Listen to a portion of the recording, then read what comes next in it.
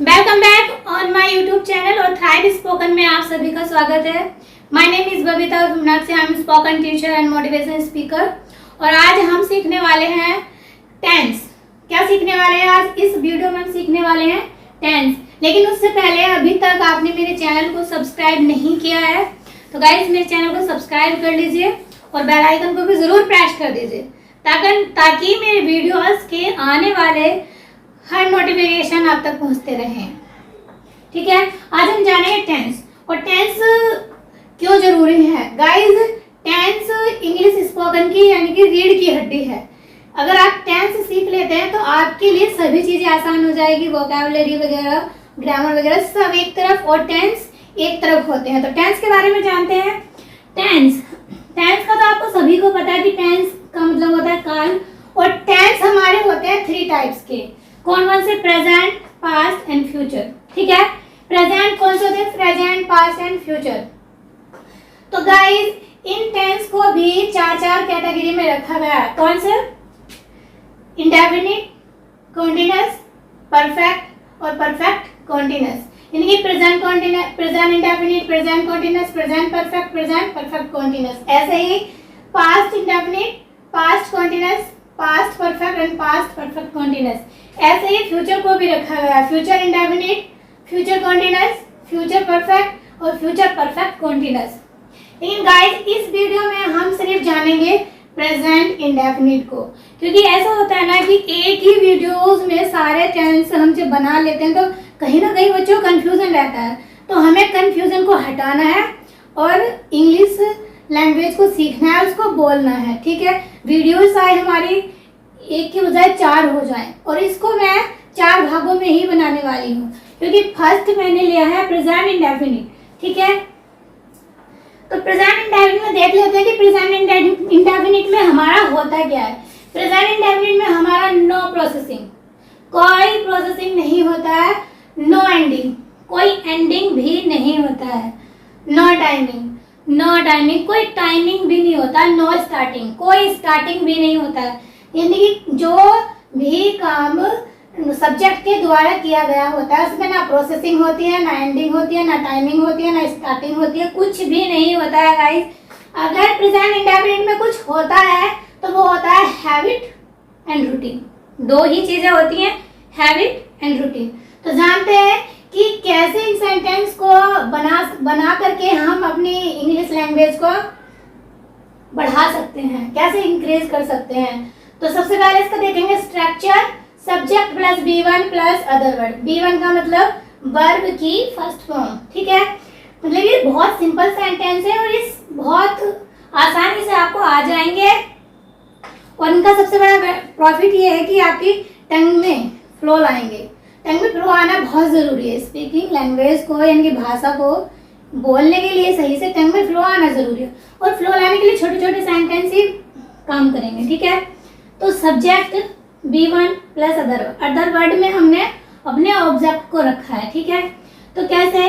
Subject तो आप जानते हैं कि सब्जेक्ट कौन होता है? किसी भी काम को करने वाला जो भी व्यक्ति होता है वो सब्जेक्ट होता है। ठीक है, तो सब्जेक्ट कौन है हमारे? I, you, we, they, he, she, Ram, Sita, ये सब हमारे कौन है? सब्जेक्ट हैं। ठीक है, तो सब्जेक्ट है हमारे पहले सेंटेंस में I के साथ में हमने लिया है V1 फर्स्ट फॉर्म, यानी कि I go to market daily। I go to market daily। तो मैं क्या बात कर रही हूँ कि मैं डेली मार्केट जाती हूँ, ये बात नहीं कर रही। देखो टाइमिंग भी नहीं है, एंडिंग भी नहीं है, प्रोसेसिंग भी नहीं है। मतलब मैं मार्केट जाती हूँ, किस समय जाती हूँ, कैसे जाती हूँ, कब जाती हूँ, कुछ भी नहीं है, लेकिन मैं मार्केट जाती हूँ, कुछ भी समय हो सकता है। तो I go to market daily, मैं मार्केट डेली जाती हूँ। You play cricket sometime। You play cricket sometime मतलब तुम क्रिकेट कभी कभी, sometime मतलब कभी कभी खेलते हो। We speak Hindi, we speak Hindi. Speak माने होता है बोलना और हिंदी माने तो हिंदी जानते हैं, तो हम हिंदी बोलते हैं। They speak English daily, यानी कि वे इंग्लिश डेली बोलते हैं। ठीक है, he goes to market। अब आपको थोड़ा सा यहाँ होल्ड होना है, अपने आप को होल्ड रखना है और समझना है कि यहाँ पर आई के साथ में गो आया है लेकिन ही के साथ में कोज क्यों आया है, ये समझ लेना है। तो यहाँ पर गाइस ही के साथ में ई एस इसलिए लगाया गया है क्योंकि ही सिंगुलर पर्सन है, थर्ड पर्सन है, और स्पोकन लैंग्वेज में ही, शी, राम, सीता यानी कि जितने भी सिंगुलर होते हैं, पर्सन होते हैं, थर्ड पर्सन होते हैं, उनके साथ में वर्ब के लास्ट में एस या ई एस लगा दिया जाता है। ठीक है, ये रूल्स है ग्रामेटिकल। तो ही गोज टू मार्केट, ठीक है। शी राइट्स एन एप्लीकेशन, ही माने वो, ही माने वो बाजार डेली जाता है, वह बाजार जाता है daily. She writes an application, she वो एक एप्लीकेशन लिखती है। कब लिखती है, कैसे लिखती है, नो नहीं पता। Ram reads a newspaper, Ram newspaper पढ़ता है। Sita sing a song, Sita sings a song, Sita गाना गाती है। अब यहाँ पे थोड़ा ये समझ लेते हैं कि हम जो सिंगुलर पर्सन है वो किस वर्ब के साथ में एस लगाएंगे और किस वर्ब के साथ में ई एस लगाएंगे। तो गाइस जान लेते हैं कि जिस भी वर्ब के लास्ट में ओ होगा तो उसमें ई एस प्लस कर दिया जाएगा। जैसे गो में लास्ट में क्या है, ओ, तो गो का हो जाएगा गोज, ठीक है, गो का हो जाएगा गोज, इतना रखना है। और दूसरा रूल्स है अगर किसी भी वर्ब के लास्ट में बाई है तो जैसे स्टडी है, बाई है तो बाई का क्या करेंगे, बाई का आई करेंगे और ई एस लगा देंगे, बाई का आई करेंगे और ई एस लगा देंगे। कैसे, स्टडी, बाई का आई और ई एस लगा देंगे, स्टडीज, ठीक है, इतना समझ में आया। दूसरा रूल्स है, एक रूल्स और है, दूसरा रूल्स ये है कि अगर बाई, ये तो है, लेकिन किसी भी वर्ब में बाई के पहले अगर कोई vowel E I O you है तो बाई का बाई रहने देंगे और बस एस लगा देंगे, ठीक है। और इन कंडीशन से अलग जितनी भी वर्ब होंगे उनके सबके साथ में एस लगा देंगे, ई एस सिर्फ इन कंडीशन में लगाया जाएगा, ठीक है। नेक्स्ट देखते हैं, निगेटिव का मतलब होता है नकारात्मक, यानी नहीं किसी काम को मैं नहीं करता हूँ या वो नहीं करती है, इस तरह के सेंटेंसेस बनते हैं। इसका स्ट्रक्चर देख लेंगे, subject plus do not plus does not plus B1 plus object, ये इसका स्ट्रक्चर होता है। आई सब्जेक्ट के बाद में हेल्पिंग वर्ब के साथ में डू नॉट या डज नॉट को रखा जाता है, उसके बाद में वर्ब का पहला रूप होता है, उसके बाद में ऑब्जेक्ट पार्ट को रख दिया जाता है। जैसे I don't speak English, I don't speak English, मैं इंग्लिश नहीं बोलता हूँ, ठीक है। नेक्स्ट है you don't pray to God, you don't pray to God मतलब तुम भगवान की प्रार्थना नहीं करते या भगवान से प्रार्थना नहीं करते। वी डोंट टीच, हम नहीं सिखाते हैं या हम नहीं पढ़ाते हैं, टीच माने पढ़ाना होता है। They don't write a book, वे किताब नहीं लिखते हैं। ही डजंट लाफ, वो नहीं हंसता है। ही डजंट वीप, वो नहीं रोती है। Ram doesn't complete his work, Ram doesn't complete his work मतलब राम अपना काम कंप्लीट नहीं करता है, पूरा नहीं करता है। तो गाइस अगर आपको नहीं पता है कि राम के साथ में हिज क्यों आया है तो आप पजेसिव प्रोनाउन की वीडियो देख लीजिए, मैंने सेपरेट वीडियो बना रखी है, ठीक है, वो देख लीजिए, इससे आपका क्लियर हो जाएगा।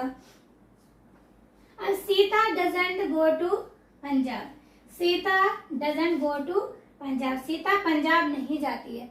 अब एक चीज का यहाँ पर विशेष करके ध्यान रखेंगे कि हमने थर्ड पर्सन के साथ में वर्ब के साथ में यहाँ पर एस या ई एस लगाया, लेकिन यहाँ पर हम एस या ई एस नहीं लगा रहे हैं, क्योंकि एस या ई एस हम इसलिए नहीं लगा रहे गाइस क्योंकि एस या ई एस हमारा पहले ही हेल्पिंग वर्ब के साथ में आ चुका है। My mother doesn't beat me, मेरी मम्मी मुझे नहीं मारती हैं। My father doesn't teach me, मेरे पापा मुझे नहीं पढ़ाते हैं। अब इसका नेक्स्ट देख लेते हैं, इसका confirmation and interrogative. Confirmation. Confirmation का क्या मतलब होता है गाइस? कंफर्मेशन का मतलब होता है किसी काम को देखकर कंफर्म करना, यानी पुष्टि करना, संतुष्टि कर लेना। यानी कि आपके सामने कोई एक्शन हो रहा है और वहां पर पुष्टि करना कंफर्मेशन कहलाया जाता है। तो कंफर्मेशन में क्या होता है गाइस? कंफर्मेशन में जो भी हमारे हेल्पिंग वर्ब होते हैं उनको सब्जेक्ट से पहले रख दिया जाता है। कैसे? जैसे हम ये कंफर्मेशन बना रहे हैं, इसमें हमने अपने प्रत्येक सेंटेंसेस में हेल्पिंग वर्ब को सब्जेक्ट के पहले रखा हुआ है। कैसे? देखिए, do you go to Bijnor daily? क्या आप डेली बिजनौर जाते हो? देखो, हेल्पिंग वर्ब को पहले रखा, उसके बाद सब्जेक्ट, उसके बाद B1, उसके बाद जो भी हमारा बचा हुआ पार्ट है वो ऑब्जेक्ट है। ठीक है, तो do you go to Bijnor daily? Do I be sometime? Do I, क्या मैं कभी कभी रोती हूँ, है ना? तो do we try again and again? क्या हम बार बार कोशिश करते हैं? Do we again try and again, इसका तो ये मतलब है ना, क्योंकि हम ये कंफर्म कर रहे हैं, पुष्टि कर रहे हैं। Do we try again and again? क्या हम बार बार कोशिश करते हैं इंग्लिश बोलने की या किसी अच्छे से प्रोजेक्ट को बनाने की? ठीक है, do they understand poverty? Poverty क्या होती है गाइस? सभी जानते हैं, पॉवर्टी होती है गरीबी। क्या पॉवर्टी, क्या वे गरीबी को समझते हैं? अंडरस्टैंड माने होता है समझना, तो क्या वे गरीबी को समझते हैं? Do they understand poverty? Next है, हमने लिया है थर्ड पर्सन के साथ में।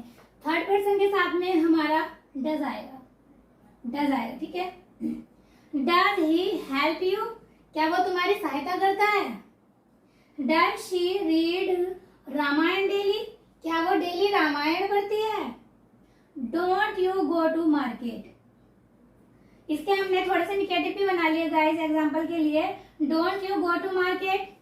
Don't you go to market मतलब क्या तुम मार्केट नहीं जाते हो? Doesn't my mother love you? क्या मेरी मम्मी आपको प्यार नहीं करती है? वही दूसरा देख लेते हैं गाइस, इसी सेंटेंस में वीडियो थोड़ी बड़ी होने वाली है। Interrogative, interrogative sentences. इंटेरोगेटिव का क्या मतलब होता है गाइस? इंटेरोगेटिव का मतलब होता है प्रश्नवाचक। क्या होता है? प्रश्नवाचक। ठीक है, क्या होता है? प्रश्नवाचक। और प्रश्नवाचक जो सेंटेंस होते हैं वे किसके साथ में बनते हैं? WH फैमिली के साथ में प्रश्नवाचक सेंटेंसेस बनाए जाते हैं।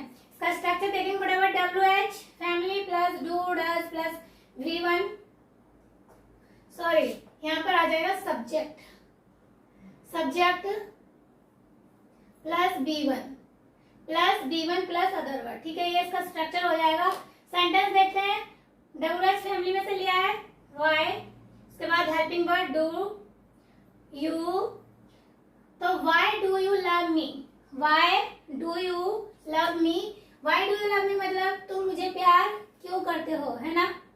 अक्सर पूछते हैं ना, कोई आपको आई लव यू कहेगा तो आप पूछेंगे why do you love me? क्यों करते हो मुझसे प्यार?